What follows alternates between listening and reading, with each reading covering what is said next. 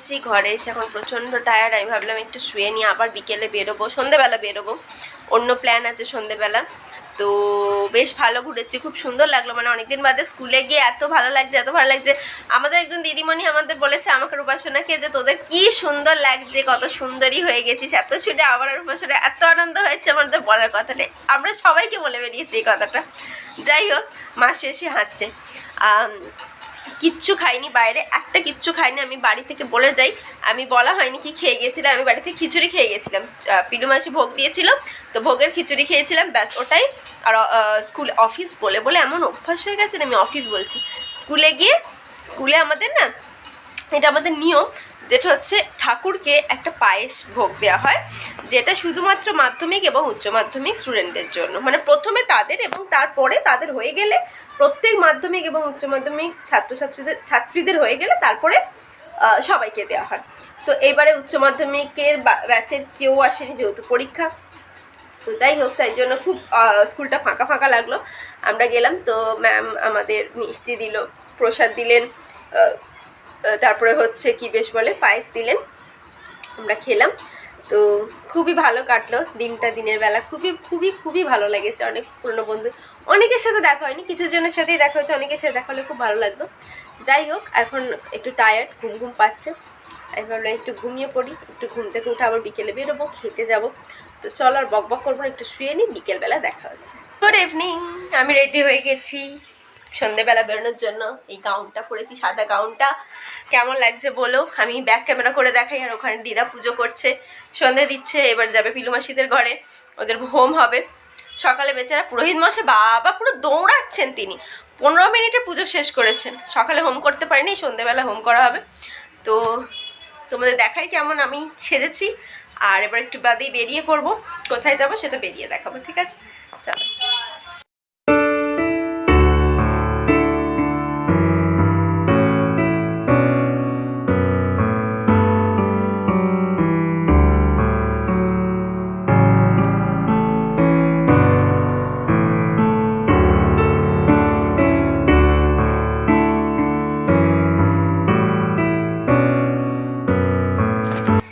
এই দেখো, জোড়া সরস্বতী সেজে নিয়েছে, পুষ্পা রানী আর পূর্ণিমা রানী।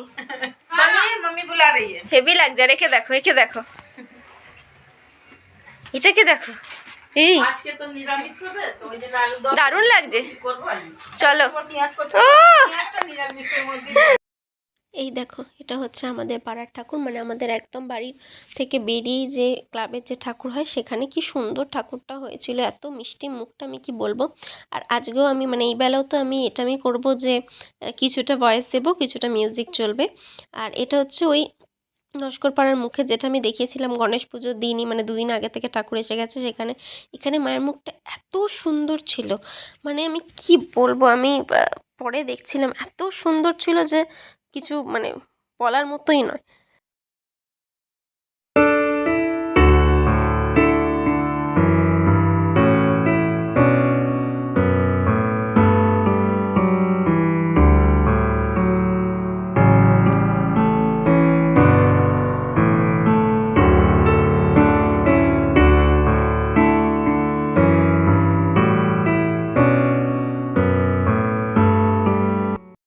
এইটা এবার চলে এসেছি আমাদের ফার্স্ট গেটে, ফার্স্ট গেটের ঠাকুর দেখতে, মানে বিই কলেজ ফার্স্ট গেট যেটা বলে। আর ফার্স্ট গেটের ঠাকুর কিন্তু, সরস্বতী ঠাকুর কিন্তু খুব জাঁকজমক করে পুজো হয় এবং বড়সড় ঠাকুর আনা হয়। এইবারেই দেখলাম ঠাকুর অনেক ছোট, মানে তুলনামূলক ছোট আনা হয়েছে, যেরকম ঠাকুর আনা হয় যেরকম বড়সড় সেই থেকে, কিন্তু মানে থিমটা মানে খুবই সুন্দর। খুব একটা বইয়ের মতো জায়গা করা হয়েছে সেখানে, মায়ের মূর্তি মাঝখানে। যাই হোক, সেগুলো এসে আমরা যাচ্ছিলাম কলকাতার দিকে, তো সেখানে দেখলাম যে রবীন্দ্র সদন আর নন্দন এরিয়া এত ভিড়, যে ভিড়ের চোটেই ওখানে জ্যাম হয়ে গেছে, এত ভিড়। আমি তাও না ভুলে গেছিলাম, যেহেতু গাড়িতে ছিলাম, আমার আর ভিডিও স্টার্ট করা হয়নি, নয়তো তোমাদের দেখাতাম যে কিরম সাংঘাতিক ভিড়, মানে এত জ্যাম ভিড়ের জন্য হয়ে গেছে যে বলার কথা নয়। আসলে এই একটা দিনই, যারা এবার ছাত্রছাত্রী বলো, কলেজ স্টুডেন্ট বলো, বা যারা চাকরিও করছে, যদি চাকরিতে ছুটি পেয়ে যায় তাহলে তো দেখার কথা নেই। যেমন আমিও যেমন সারাদিন টই টই করে ঘুরেছি, তো ওই একটা দিন একটু ঘুরবে, মজা করবে, সেটাই আর কি। তো ওই যে তোমরা আগে দেখলে হচ্ছে রবীন্দ্র সদনের একদম সামনে, আর এটা হচ্ছে একদম হলদিরামসে, মানে যেটা এক্সাইড রাস্তা যেটা হয়, মানে বাস স্ট্যান্ড, সেইখানে এত ভিড় কি বলবো, মানে আহ, বলে বোঝাতে পারবো না যে ঠিক কতটা ভিড় ছিল রাস্তার মাঝখানে। তো দুদিক দিয়ে গার্ড দেওয়া ছিল, কিন্তু তাতেও মানে খুবই খুবই খুবই ভিড় ছিল, এবং সেটা দেখতে আমার বেশ ভালোই লাগছিল।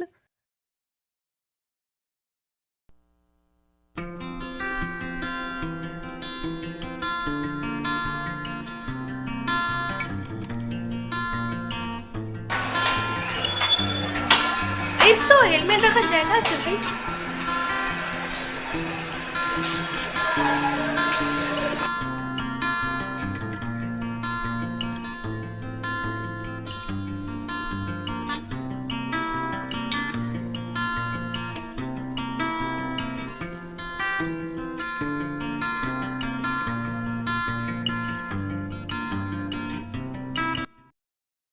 আমরা চলে এসেছি ফিয়েস্তাতে, আর আমাদের এখানে খাবারও সার্ভ করে দেওয়া হয়েছে। আর এই যে দেখো, যে স্মোকি জিনিসটা থাকে সেটাও চলে এসছে আমাদের পাতে। আচ্ছা, তোমরা হয়তো বুঝতে পারছো যে আমরা শুধু একাই না, আমাদের সাথে আরও দুজন আছে। দুজন কি আছে আমি চিনি না, কারণ আমরা যখন গেছিলাম ফিয়েস্তা ফুল বুক ছিল, আমাদের টেবিল অর্ডার করা ছিল, বুকিং করা ছিল, সেই জন্যই আমরা ঢুকতে পেরেছি। যাদের বুকিং করা ছিল না তাদের ওয়েট করতে হচ্ছিল। কিন্তু যে দুজনের সিট যেগুলো টেবিলগুলো হয় সেগুলো পুরো ফুল হয়ে গেছিলো, সেই জন্য আমাদের শেয়ার করতে হয়েছিল। তো আমাদের অপোজিটে অন্য একজন বসেছিলেন, আমরা এদিকে বসেছিলাম। সত্যি কথা বলতে একটু আনকমফোর্টেবল লাগছিল, চিনি না জানি না, দেখবে ঠিকঠাক করে খাওয়াও যায় না, তো সেই জন্য একটুখানি এটা অসুবিধা হচ্ছিল। কিন্তু আমার অত্যধিক বুদ্ধিমত্তার জন্য পরবর্তী সময়ে যখন আমি লাইভ কাউন্টারে যাই খাবার আনতে, খাবার দেখতে লাইভ কাউন্টারে কী কী আছে, তখন আমি দেখলাম যে লাইভ কাউন্টারের ঠিক পাশেই যে টেবিলটা দুজনের বসা সেটা ফাঁকা হয়েছে, তক্ষুনি ফাঁকা হয়েছে, এবং আমি দৌড়েছিলাম যে আমাদের ওই টেবিলে যাতে ট্রান্সফার করে দেওয়া হয়। আর থ্যাঙ্কফুলি আমাদের টেবিলটাতে ট্রান্সফার করেও দেওয়া হয়েছিল। তো সেটা নিয়ে আমি খুব খুশি ছিলাম। আর স্টার্টার খাওয়াটার সময় ভীষণভাবে একটু অস্বস্তি হচ্ছিল, কারণ আমাদের অপোজিটে অন্য কেউ ছিল। আমরা কীরমভাবে দেখবে একটা কেমন না চেনা জানা লোকের সাথে বসে খাওয়াটা একটু অস্বস্তিকর মনে হয়। আর এখানে একটা জিনিস আমি দেখলাম যেটা আমার খুব ভালো লেগেছে, সেটা হচ্ছে I am in a committed relationship with food and it's getting serious. আমার মনে হয় আমি তার প্রকৃষ্ট উদাহরণ, আর কেউ এখানে উদাহরণ হতে পারে না। এটার উদাহরণ একমাত্র আমি, সত্যি আমি। আর এই যে দেখো লাইভ কাউন্টারে আমি চলে এসেছি। এই ঠিক লাইভ কাউন্টারের সামনেই একটা স্টেজ হয়েছিল, মানে স্টেজ না, ছোট্ট একটু প্ল্যাটফর্ম মতো করা ছিল, যেখানে গান ফান হচ্ছিল, মানে একদম লাইভ মিউজিক হচ্ছিল, দুর্দান্ত। আর লাইভ কাউন্টার অনেক কিছু ছিল, মোমো, পাস্তা, ফুচকা, পানিপুরি, সমস্ত কিছু ছিল। এই যে দেখছো কেমন করে ফিয়েস্তা না, ঢুকেই প্রথমে হচ্ছে মেন কোর্স, তারপরে লাইভ কাউন্টার, তারপরে এবার ওইখানে ওইদিকে টেবিল ফেবিলগুলো বসানো আছে। হ্যাঁ, এমনি খুব সুন্দর সাজিয়েছিল, পুরো বেলুন টেলুন দিয়ে সাজানো ছিল। আর এই যে দেখো সামনের টেবিলটা, ওইখানেই আমরা বসেছিলাম। আর লাইভ কাউন্টারের পাশেই ছিল হচ্ছে আইসক্রিমের স্টল বা কোল্ড স্টোনের যে জায়গাটার, এই যে মিউজিকের জায়গাটা, এত ভালো ছিল আমি বলে বোঝাতে পারবো না। এনারা তিনজনই পুরো সন্ধ্যাটাকে মাতিয়ে দিয়েছিলেন, বিশ্বাস করো। মানে গান অপূর্ব। আর যে যার রিকোয়েস্ট করছে, যে যা কিনা যাই না, আমি তো 2-3টে গানের রিকোয়েস্ট পাঠিয়েছিলাম, সমস্ত গান গাইছেন এবং খুব হাসি মুখে, সেটা খুব পছন্দ হয়েছিল সবারই। আর এই দেখো এইবারে এসেছি লাইভ কাউন্টার থেকে, লাইভ কাউন্টারে আসবো, সেখানে মোমো থাকবে আর আমি খাবো না, এটা তো হতেই পারে না, তাই না? যদিও এই মোমোটা আমার জন্য ছিল না, এটা অন্য একজনের। এতগুলো মোমো আমরা নিইনি, আমরা 2-4টেই নিয়েছিলাম, কিন্তু মোমো খেয়েছিলাম। আর তারপরে আমরা পাস্তা কাউন্টার থেকে নিয়েছিলাম পাস্তা, হোয়াইট সস পাস্তা। আর ফুচকা টুচকা খাইনি, বা পাওভাজিও খাইনি, কারণ আমার খুব একটা ইচ্ছা হচ্ছিলো না এখানে ফুচকা। এই ফুচকাগুলো আমার ঠিক পছন্দ। এই দেখো, দেখছো আমি দৌড়াচ্ছি, এই দৌড়াচ্ছি হচ্ছে টেবিলটা বলার জন্য, সঙ্গে সঙ্গে যে ওই টেবিল ফাঁকা হয়ে গেছে, আমাদের এই টেবিলে প্লিজ ট্রান্সফার করে দিন। এবং যাই হোক, আমাদের করেও দেওয়া হয়েছিল।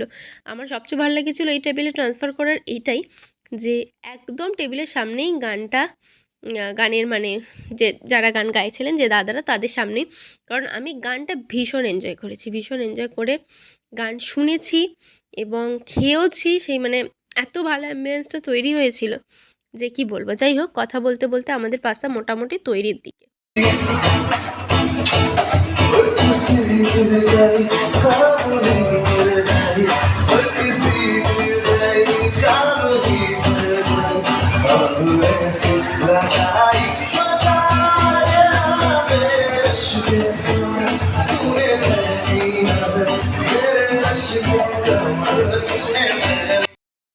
এই দেখো চলে এসছে আমাদের গরমা গরম হোয়াইট সস পাস্তা, আর এদিকে গরমা গরম চিকেন মোমো।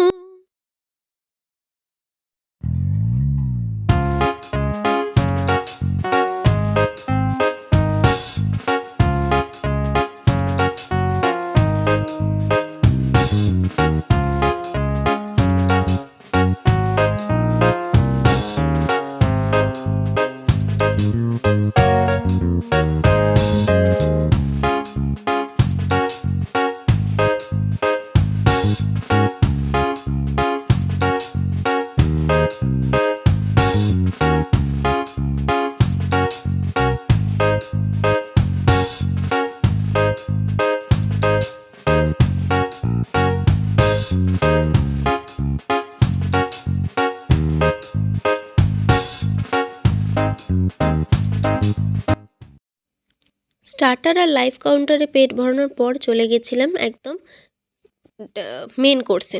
মেন কোর্সে অনেক আইটেম ছিল ভেজ ননভেজে, কিন্তু আমার ফোকাস ছিল শুধুমাত্র মেন জায়গাতেই, যেটা সবার ফোকাস ছিল অ্যাকচুয়ালি নন ভেজিটেরিয়ানদের।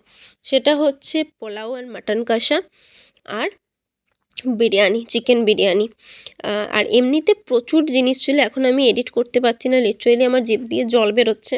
ভাবছি অন্যগুলো খেলেও একটু হতো, যেমন এই যে চিলি চিকেন বা অন্য কিছু। এই দেখো আমার প্লেটে দেখছো পোলাও, বিরিয়ানি আর স্পেশাল জিনিস মাটন কষা।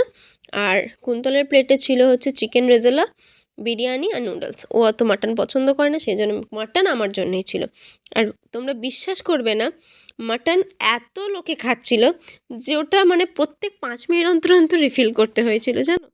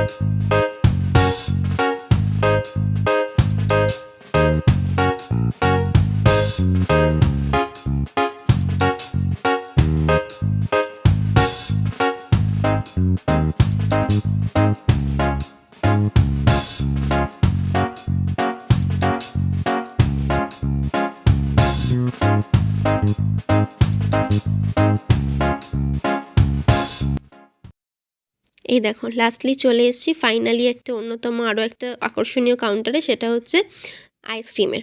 কোল্ড স্টোন আইসক্রিম, ফিয়েস্তার এটাই স্পেশালিটি, কোল্ড স্টোন আইসক্রিমের।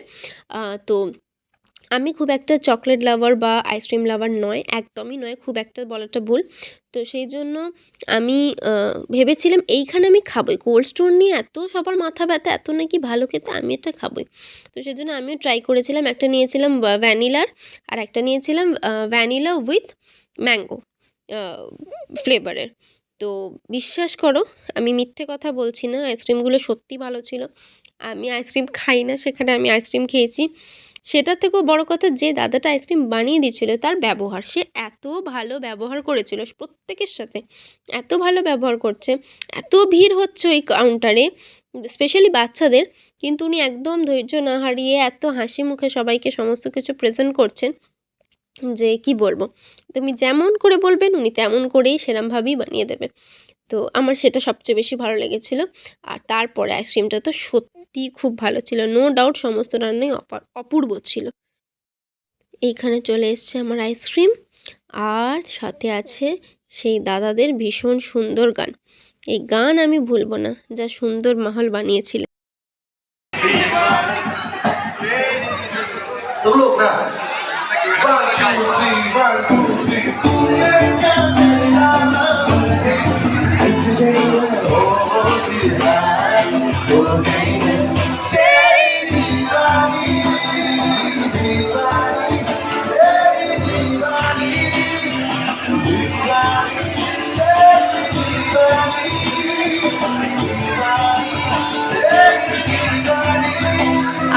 এসে গেছি।